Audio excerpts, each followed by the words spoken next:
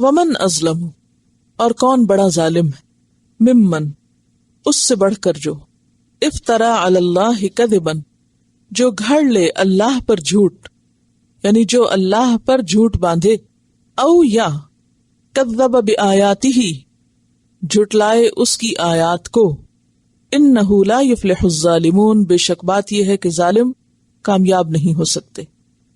تو یہاں پر سب سے بڑے ظالم کی پہچان بتائی گئی کہ اس سے بڑا ظالم کوئی اور ہو نہیں سکتا جس کے اندر یہ صفات ہوں۔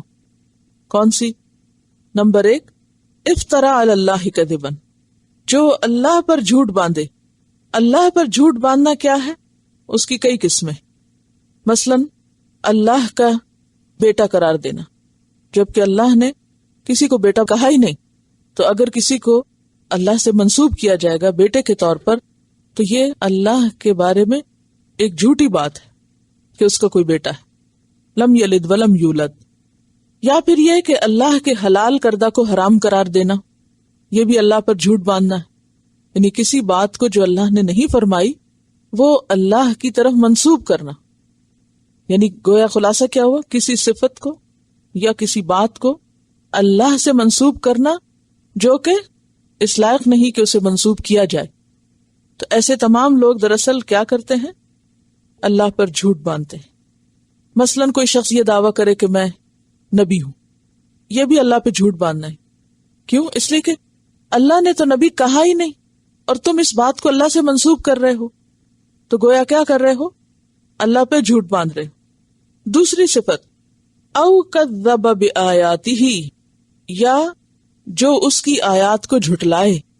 اور آیات دو طرح کی ہوتی ہیں، کونی اور شرعی۔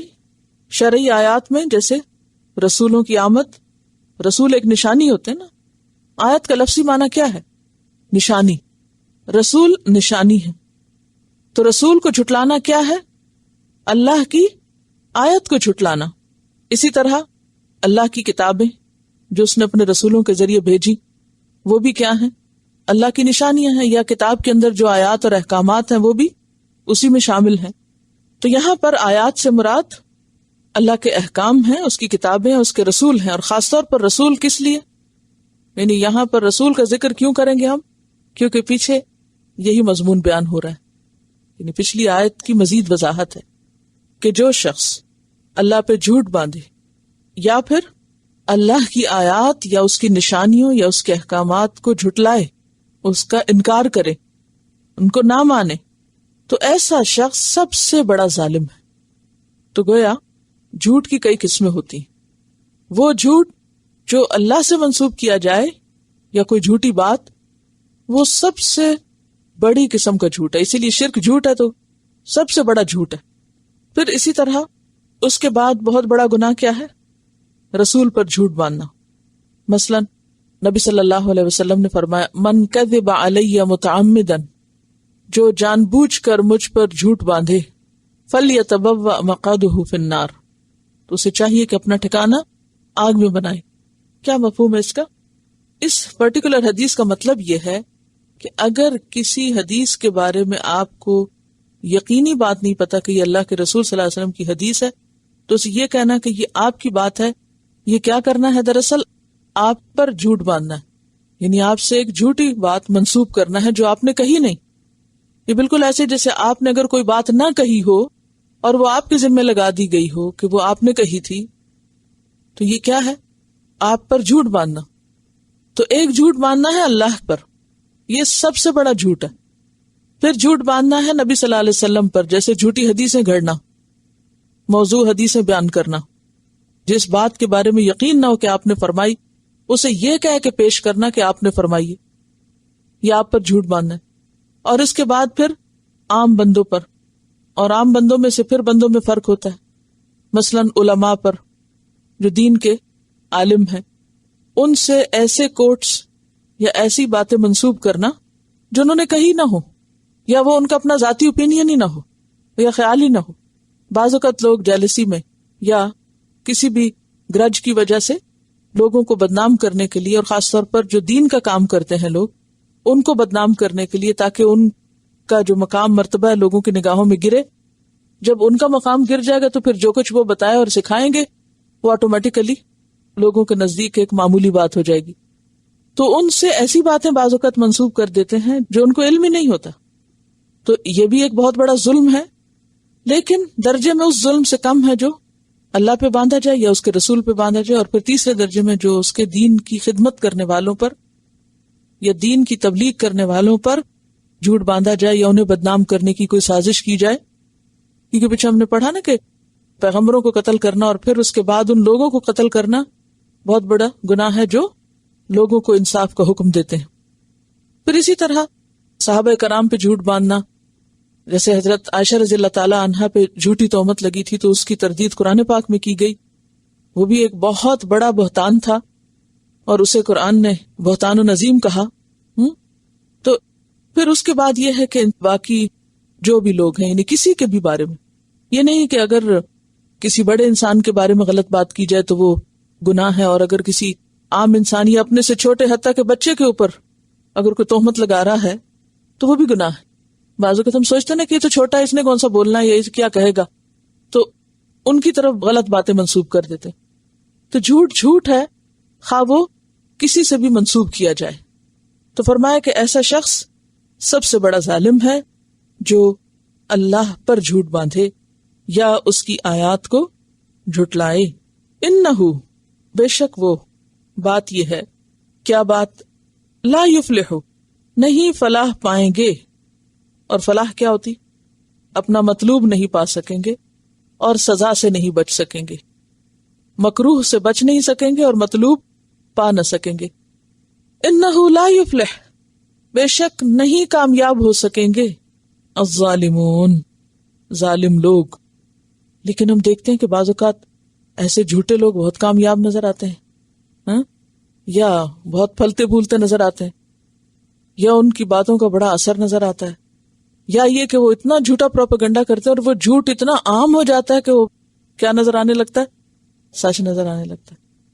تو اب یہاں تو یہ کہا جا رہا ہے کہ جھوٹے لوگ کامیاب نہیں ہو سکتے. یہ ظالم سے مراد یہاں کون ہے؟ جھوٹے لوگ، کیونکہ جھوٹ ظلم ہے نا، من اظلم سب سے بڑا ظلم ہے.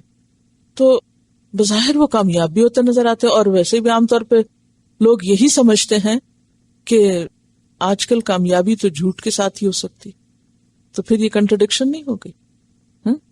قرآن کہتا ہے ظالم کامیاب نہیں ہو سکتے، جھوٹے کامیاب نہیں ہو سکتے. لیکن ہم عام روزمرہ زندگی میں مشاہدہ کرتے ہیں کہ بعض اوقات لوگ جھوٹ بول کے بڑے بڑے فائدے اٹھا لیتے ہیں اور وہ کامیاب بھی ہو جاتے ہیں.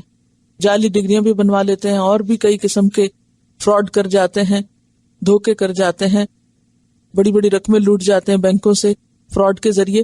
تو کامیاب تو ہو گئے، جو ان کا مقصود تھا وہ تو انہوں نے پا لیا. یہ ہوتا ہے کہ انسان ایک غلط کام کرتا ہے اور اس پہ اس کی پکڑ نہیں ہوتی تو وہ سمجھتا ہے کہ میں تو بڑا کامیاب ہو گیا، لیکن وہ دراصل اس کے لیے کیا تھی؟ ایک ڈھیل تھی تاکہ وہ اور بڑا غلط کام کرے اور زیادہ پکڑا جائے. اور آپ نے دیکھا ہوگا کہ اکثر وہ لوگ جو بچپن سے جھوٹ کے عادی ہوتے نا، چھوٹے چھوٹے جھوٹ بولتے بولتے یہ چھوٹی چھوٹی چوریاں کرتے کرتے پکے چور بن جاتے ہیں. شروع میں نہیں پکڑے جاتے، لیکن پھر ایک وقت آتا ہے کہ جب پکڑ ہوتی ہے تو خوب پکڑ ہوتی.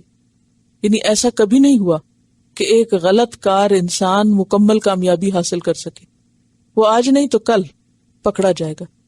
آج اگر اس کا جھوٹ بظاہر اس کے لیے کامیابی کا ذریعہ بنا تو کل اس کا جھوٹ کھلے گا، کیونکہ جھوٹ کیا ہے؟ باطل، اور باطل کبھی بھی پنپ نہیں سکتا. وَمَثَلُ كَلِمَةٍ خَبِيثَةٍ كَالشَّجَرَةٍ خَبِيثَةٍ اجْتُثَّتْ مِنْ فَوْقِ الْأَرْضِ مَا لَهَا مِنْ قَرَارٍ. کہ جو خبیث اور ناپاک درخت ہے یا پودا ہے وہ کیا ہے؟ زمین کے اوپر ہے، اس کو قرار نہیں، جڑ نہیں پکڑ سکتا، گہرا نہیں ہو سکتا، قدم جما نہیں سکتا. تو یاد رکھیے کہ کبھی بھی کوئی مومن یہ نہیں کہہ سکتا کہ جھوٹ میں فائدہ ہے، کبھی نہیں کہہ سکتا. جھوٹ کا اگر بظاہر فائدہ نظر بھی آئے تو انسان کی عقل عیار کیا بتاتی؟ فائدہ ہے. اور عقل رشد کیا بتاتی؟ نقصان ہے. کیونکہ جھوٹ کے پاؤں نہیں ہوتے، جھوٹ کھل کے رہتا ہے، جھوٹ باعث سے ندامت ہے، جھوٹ باعث سے رسوائی ہے. اور قیامت کے دن انسان کو کام آنے والی چیزوں میں سر فہرست اس کی سچائی ہے، چاہے وہ اللہ کے بارے میں ہو یا رسول کی تصدیق ہو یا پھر عام روزمرہ زندگی میں سچائی. تو یہاں فلاح سے مراد فلاح مطلق. فلاح مطلق کیا ہوتی ہے؟ Absolute success.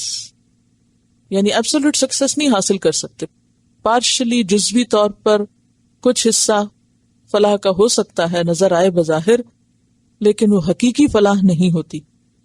اور پھر آپ دیکھیے کہ فلاح کا معنی کیا ہے.